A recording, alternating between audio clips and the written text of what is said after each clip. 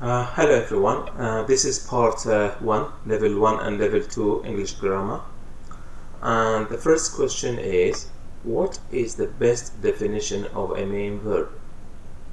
A main verb is a verb which can be used in a sentence on its own, so we don't need another verb with it. And I said in my previous videos on YouTube, you can use one main verb and this is a sentence. So if you look at this sentence, some people like tea but others like coffee. Like is a main verb, and here like is a main verb. I can put a full stop after like tea and the sentence is finished, so no need to use another verb. And as you can see, after like here I use a noun. There is no verb after like, and after this like there is no verb, there is a noun. Number 2, how many types of conditional sentences are there in English? We have 3 types: type 1, type 2, and type 3. You may watch my video on YouTube on the future tense if you want more information about types of conditional sentences. Now, number 3, what are modal verbs? Modal verbs are a type of auxiliary verbs which show meanings. That is to say, how you feel or think about something or some person. So if you look here, Mary may be right.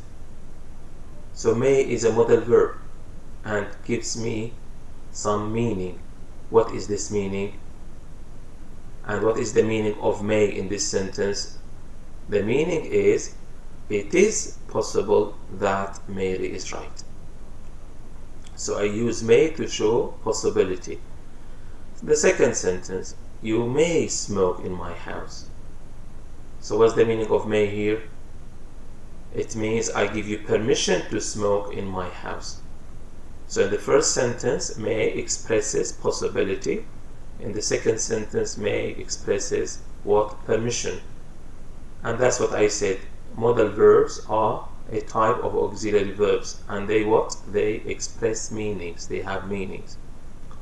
If I say, can I ask a question, please?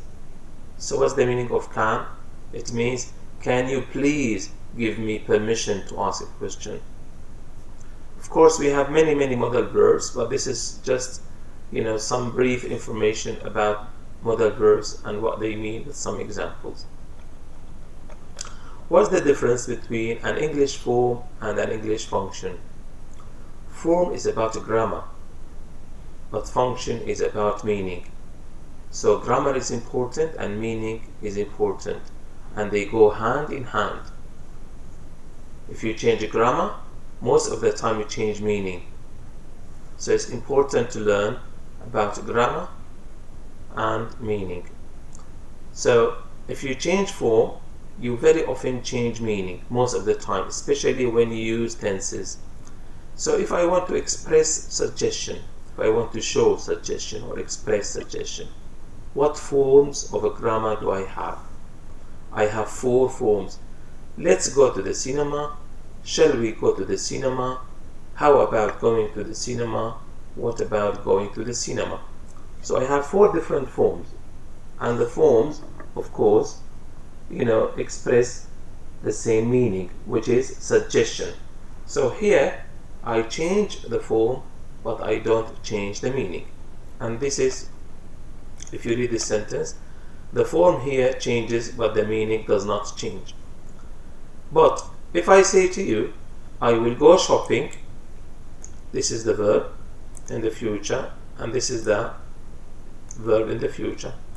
I will go shopping, and I am going to do the shopping tomorrow. So here, this will go is future, I am going to do is future. So here I change the form. Does the meaning change? The answer is yes, the meaning changes. Because in the first sentence, I have the intention to go shopping, but I don't have a plan. In the second sentence, I have the intention and I have the plan to do the shopping. And that's the difference in meaning. So I change the form of the future. What do I change? I change the meaning of a sentence. And this happens in many tenses, if not all. Number 5. Give 2 examples of tones in texts. As I explained before in previous videos, a text is anything you speak or write. And we have many tones. I will just give you 2. We can use funny and formal tones in texts.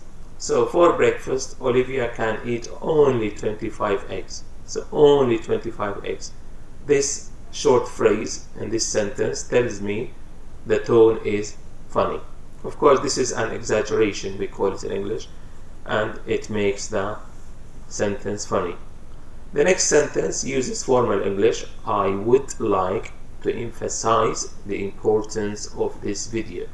So this sentence has got a formal tone. Now, in exams, when you look at a text, you have to look at all the texts. You may look at, sometimes you have 1 paragraph or 2 or 3 or 4. But here, I give you just 1 sentence, to explain. But in general, when they ask you about the tone, you have to read all the texts. Maybe it is 1 paragraph, maybe 2, maybe it's a page. And you have to feel the spirit of the whole text. You have to taste it. Don't look at 1 sentence or 2. Generally, does it, for example, use funny sentences or sentences which have a funny tone? Number 6. Give examples of 3 types of questions. So I've got A, B, C. We've got direct questions. Example, where do you live? This is a direct question from me to you. I live in the UK. Indirect question, I do not know where we live. So where you live is an indirect question. What does it mean? What does an indirect question mean? It means it looks like a question, but it is not a question. This is number 1. Number 2, we don't use a question mark, we use a full stop. And number 3, the order of the question is different. We use subject and then we use verb. So an indirect question looks like a question. We use a full stop at the end of it and we use subject verb. But if you look at a direct question, we have a question mark here and we use what? Subject, verb, subject, and then verb. So here we have a question mark, here we have no question mark, we have a full stop. Here we have what? Verb, subject, here we have subject, verb. So many students make a mistake with this question. They say, I don't know where do you live. It's wrong. I don't know where you live. Why? Because where you live is an indirect question.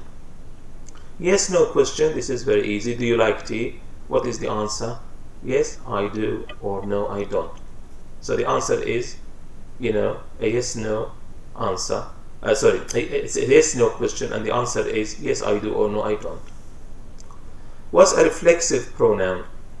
A reflexive pronoun is a word which ends with self or selves. Sometimes we call it a reflexive pronoun, sometimes we call it a reflexive. A reflexive pronoun is a word which ends with self or selves. The words self or selves are used when the subject and the object are the same. So if I say Noah hurt himself, Noah is the subject, himself is the object, and they are the same. And self, I use self in him because himself is a reflexive pronoun. And the same here, do you like to do the things yourself? So you is the subject and yourself is the object, and they are the same. And I have self here after your, I have self. Why? Because yourself is a reflexive pronoun. What's a rhetorical question? It's a question which does not need an answer. A rhetorical question is a question which doesn't need an answer. We use this question to sell something, they use it in marketing or in business. Do you want to spend your best holiday in America? So this is a question. They don't need an answer.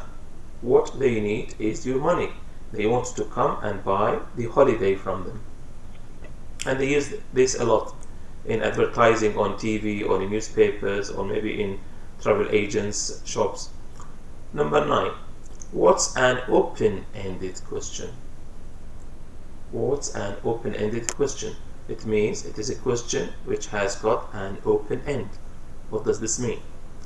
It is a question which allows you to explain your ideas and give more information. Example, why do you think education is important for people? So if I ask you this question, this is an open question. This means you will speak and speak and speak and speak, and you tell me about your ideas. But if you go to the next one, number 10, what is a close-ended question? What is a close-ended question? It means it's a question with a close end. Or if you want a closed end. It is a question which has one sentence as an answer. So what's your name? My name is John. That's it. So a question which has one answer. And this is what we call, of course, a close-ended question. It means the ending of the question is closed, it's not open. So if you want to improve your speaking in your exams, try to use open-ended questions. And if you want to respect people, ask them open-ended questions. What is a leading question? It is a question which has the answer inside it. And that's what some politicians do. You know, they ask you a question, but you have the answer inside the question. Anyway, it's a question which has this answer inside it. I think ESL students have got good reading skills, don't they? Or don't you? Sorry if I'm speaking to you. So here the question is like, I'm speaking to you, I'm saying don't you think that ESL students have got good reading skills? So I have the answer inside the question. I'm asking you about ESL students, and I'm asking about their reading skills. So I shouldn't say are good or not good. I have to ask an open-ended questions. What do you think about students' reading skills? And then you can answer me, I think they are good, or maybe they are not good. But if I say, I think ESL students have got good reading skills, so I'm giving you the answer. I'm giving you the answer. They have got good reading skills, and this answer is inside the question. And this is what we call a leading question. How many participles are there in English? We have two participles, present participle and past participle. So again, smiling, as you can see, is present participle. It has got an ing. It is an adjective for children, and the present participle has one word. So smiling children make me happy. The past participle is lived.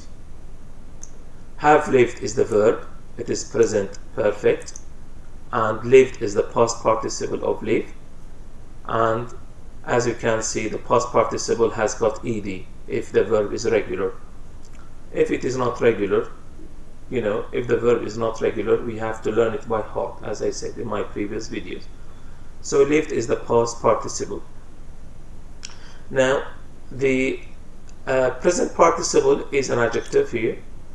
The past participle is a verb here, and this is past participle, but it is an adjective. So the past participle may be a verb, may be an adjective.